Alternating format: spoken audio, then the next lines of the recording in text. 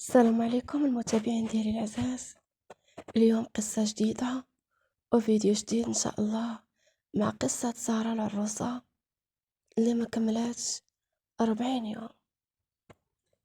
سارة كانت بنت عندها 22 سنة، كانت زوينة ما شاء الله وضحوكية من دوار حد سطات. زوجات بولد عمها يوسف، داروا عرس كبير والدفوع والبارود، كلشي كان فرحان والزغاريت. ولكن كانت ليلة الدخلة سارة ما خرجتش من البيت. يوسف قال للعائلة راح عيانة خليوها ترتاح.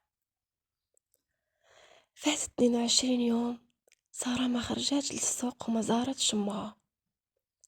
الجارات كيسموها غير كتهضر بوحدها في البيت وكتقول ما بغيتش، راه البرد سد الباب.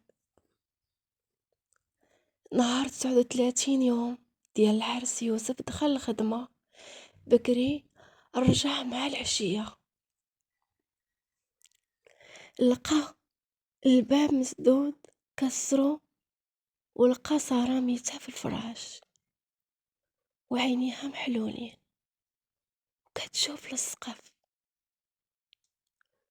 ايدها شادها بلاصة خاوية بحال شادة يد شي واحد.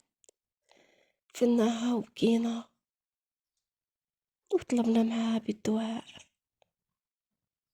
ولكن كانت مصيبة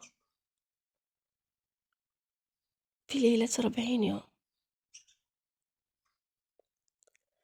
كل شي الجيران كيسمعوا صوت من ديالها كتغسل في الحمام ديال دارها، صوت الصابون وصوتها كتقول اش من برد. هذا يوسف سد الباب، راح البرد. يوسف مشى يجري للدار خاوية، دخل الحمام، لقى الحمام ناشف، ولكن المراية فيها البخار ومكتوب فيها بأصبع ما بغيتش نرجع. من داك النهار يوسف باع الدار. الناس كيقولوا سارة ما ماتتش نهار 30 يوم، سارة تحبست في ليلة الدخلة وما رضعتش، ونهار 40 يوم هي المدة اللي كتبقى فيها الروح معلقة بالدار. إلا سمعتي صوت غسيل في دارك كانت خاوية إياك تجاوب، راه ماشي حي، صوت قدرة ما كتقطع في السكوت نهاية.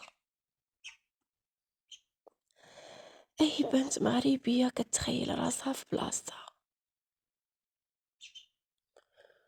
ولا عجبك الفيديو ما تنساش دير اشتراك في القناة باش يوصلك الجديد.